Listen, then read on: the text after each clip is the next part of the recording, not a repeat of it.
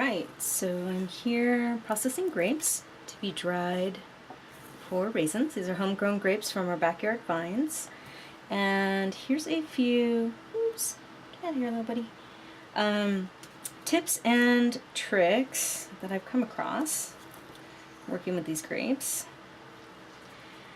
First of all these little stems that want to be attached and will take forever to remove. My approach with that is to get as many off as I can in this pass, but I know I will be back to work with these and kind of move them around. They're going in a dehydrator, so I'll want to switch the trays around and turn the grapes to make sure that they get even drying conditions. And every time I'm in here working with them, I will take even more stems off. My concern with stopping and doing it all at once right this second is that minute by minute these grapes are getting drier and drier, and I don't want to leave them on the vine. I want to get them picked and sorted and all that as fast as possible and get them into the dehydrator. So that's a decision that I made.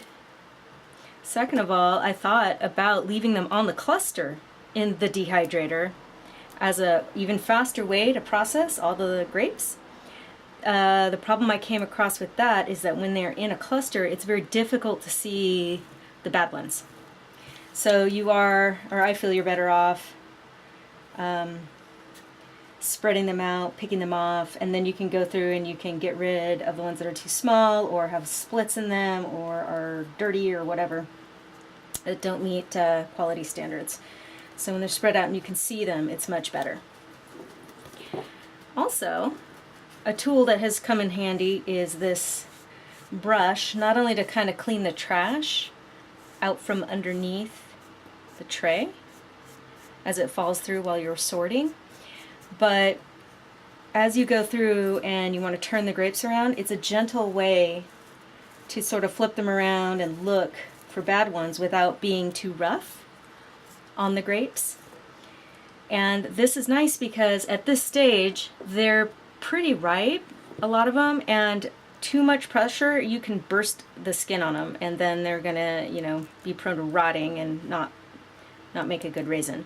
So you do what you can to, with gentle pressure, you get them off the stem, and then you go through and you pick out the other ones, but this is a nice gentle way to just sort of move things around and get a better view using a brush like this. Also, you can take this end and you can poke it through the trays in the dehydrator to get these little ones that get stuck. Like this one, for example, here, this tiny one. I may not want to keep that in as a super small raisin when it's done. It'll be like a little rock. So I'm gonna poke it through, and then I can get it from this side and then get rid of it. So I'm liking this brush a lot.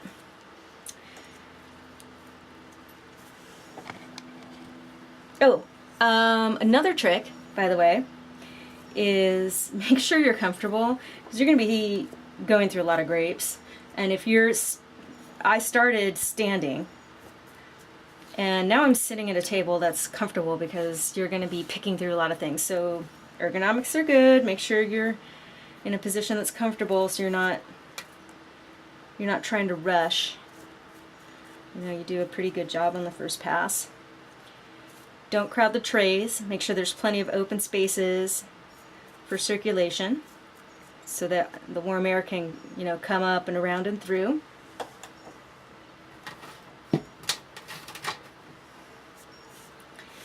Also, when I first started doing this, I did it with the trays with the trays stacked right on top of the dehydrator. But pretty quick I didn't like that idea because all the trash started to fall through the top tray onto all the bottom trays and ended up having to clean the trays twice, and it didn't seem like I was actually saving any effort by doing that. Plus it got to a height where I had to stand to deal with it, which was uncomfortable after a few minutes, and so I abandoned that technique pretty quick. And now I'm just doing it tray by tray. Then I can clean, the trash falls into the pad below on the table, and then I can sit down and be comfortable and work with them and still make decent progress. So these are grapes grown on my backyard vine, which is 3 years old. They're Thompson seedless grapes. They're pretty small. They're not like the grapes that you see in the store. The reason is that I don't do anything as of yet to try to artificially get them to be larger. I was wondering myself, why are my grapes so small? And so I started looking into it, and I found that commercial growers, in addition to a technique they call girdling, where you cut a trench around the phloem of the plant. It's the phloem. Anyway, you cut the nutrients off from the plant, and it makes the nutrients stay up in the fruit instead of being able to flow down to the roots. That's a technique. But also they dust them with hormones, which I'm not gonna do. And that's, plant hormones. But still, I will try girdling, because my grape is so robust that it'll stress the plant a little bit, I think, to girdle it, but it's so healthy and so robust that I just think it's going to grow, keep on growing. It won't even make it blink. So I don't really feel I'm going to do damage to the mother plant. Yeah, so I'm going to try in future harvests to get my grapes as big as possible, because it's better if you're going to do the work. It's better to, have more quality and maybe less quantity, I have found, when it comes to processing fruit, than it is to have a bunch but have them be kind of little and a pain, and they're not the quality you're looking for. And that, philosophy also applies to thinning fruits on your trees, which is hard for me to do. I don't like to remove fruit, it's tough because you feel like you might be wasting or whatever, but you do it because it's better in the long run at the time of harvest to have more quality than quantity, and your future you will thank you for preparing the way when it's harvest time and preparation time to make the job as efficient as possible. Finally, another technique too to large grapes is thinning. So if you see here, this is a really long, natural, vine, right? You see it? Now, oftentimes if you look at the structure of a vine at the store, they'll take it and they'll pinch off the tip. So it's like a fatter cluster. Boop. You want to do that with shears. These vines are so tough, you never want to twist or yank or pull or whatever.